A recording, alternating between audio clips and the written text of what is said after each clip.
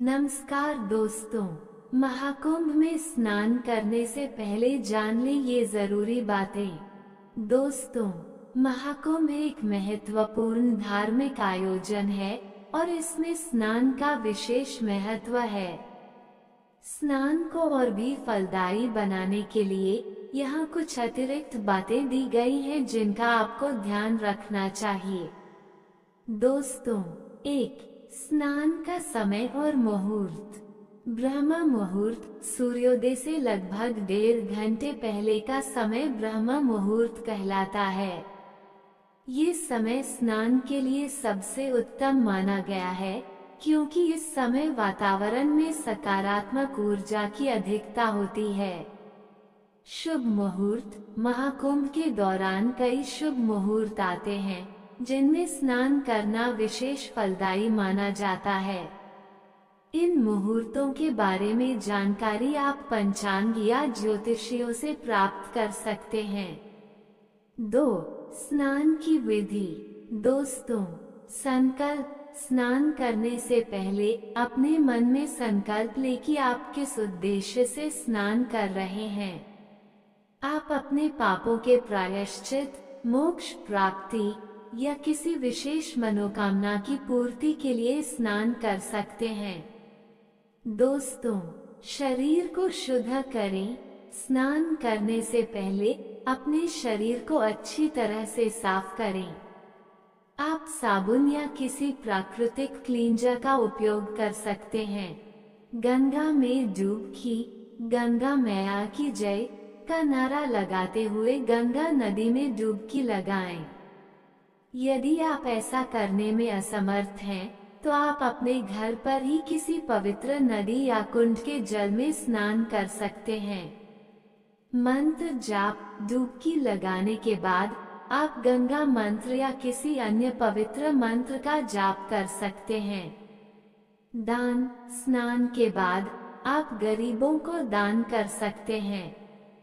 दान करना पुण्य का कार्य माना जाता है। 3. स्नान के बाद ध्यान। स्नान के बाद कुछ देर तक ध्यान करें। ध्यान करने से मन को शांति मिलती है और सकारात्मक ऊर्जा का संचार होता है। पूजा। आप गंगा नदी के किनारे बैठकर पूजा कर सकते हैं। आप दीप, धूप और फूल अर्पित कर सकते हैं। अनुष्ठान। आप अपनी श्रद्धा के अनुसार अन्य धार्मिक अनुष्ठान भी कर सकते हैं। 4. कुछ अन्य महत्वपूर्ण बातें। दोस्तों, मानसिक तैयारी। महाकुंभ में स्नान करने से पहले अपने मन को शांत और पवित्र रखें। किसी भी प्रकार के नकारात्मक विचारों से दूर रहें। शारीरिक स्वच्छता। महाकुंभ में स्वच्छता का विशेष ध्यान रखें। अपने आसपास के वातावरण को भी साफ रखें। सुरक्षा। महाकुंभ में बड़ी संख्या में लोग आते हैं, इसलिए अपनी सुरक्षा का भी ध्यान रखें। 5. विशेष तिथियां।